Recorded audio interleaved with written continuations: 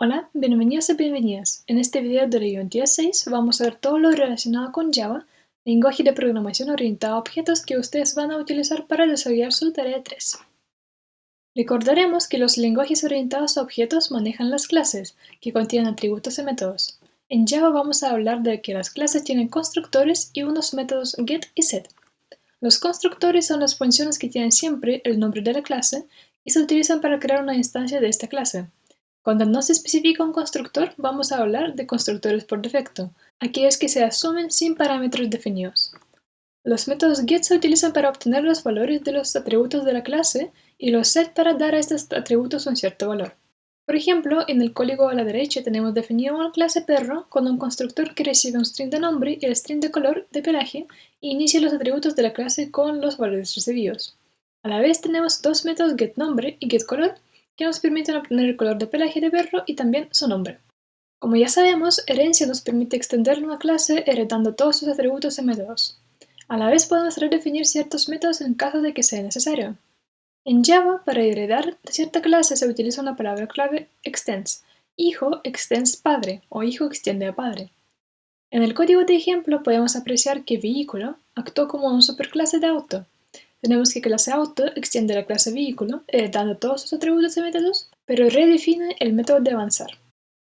Ya podrían haber notado que el código tiene ciertas palabras clave, como por ejemplo this o super. Super se utiliza para llamar al constructor de la clase padre. También se puede utilizar para referirse a la variable de la superclase para, por ejemplo, darle cierto valor. This se utiliza para llamar al constructor de la clase actual.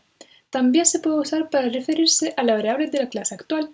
Muchas veces se usa cuando los parámetros de método y los atributos a cuales se asignan los valores de estos parámetros comparten el nombre. En el código de ejemplo, this se utiliza justamente para esto, para referirse que el valor de parámetro tipo se asigna al atributo de la clase que también tiene el mismo nombre, es decir, tipo. La clase define su propio método comer, pero el método comer2 nos permite llamar al método original de la clase padre al usar el keyword super. En Java, para identificar las interfaces, clase que solo declaran los métodos y no los implementan, se usa la palabra clave interface. Para heredar de esta clase vamos a utilizar otra palabra clave, implementa. La SIG implementa la clase interfaz. En el código de ejemplo, la clase vehículo implementa la clase motor, es decir, extiende esta clase definiendo el único método que esta clase contiene, es decir, el void acelerar. Para identificar la clase abstracta en Java utilizaremos la palabra abstract. Recordaremos que la clase abstracta tiene que contener por lo menos un método no implementado o abstracto, y a partir de esta clase no se pueden extensiar objetos.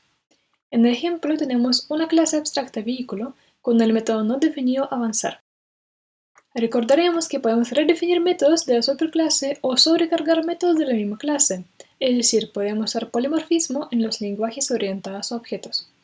En el ejemplo podemos ver que la clase gato tiene dos métodos del mismo nombre, pero de distinta cantidad de parámetros. Estamos ante el polimorfismo estático, y al llamar el método mover, se llamará aquel método que cumple con el tipo y la cantidad de parámetros esperados, es decir, con la firma de la función. La clase perro redefine el método esperar de la clase animal, aplicando el concepto del polimorfismo dinámico. Noten que la firma de la función se mantiene igual. Finalmente, como ya podría notarlo, las clases de Java tienen ciertos modificadores de acceso. Vamos a hablar de las clases public o públicas, accedidas desde cualquier entorno, protegidas o protected, sin acceso global, clases privadas o private, cuyos contenidos son accesibles solamente por la misma clase, y clases sin modificador, con contenido accesible dentro del mismo paquete o por la misma clase. Por un paquete vamos a entender una manera de agrupar y distribuir el software.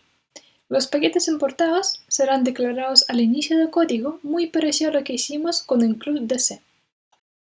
Esto sería todo por el repaso corto de la materia de Java. En el siguiente video vamos a analizar un poco de código en este lenguaje. Nos vemos.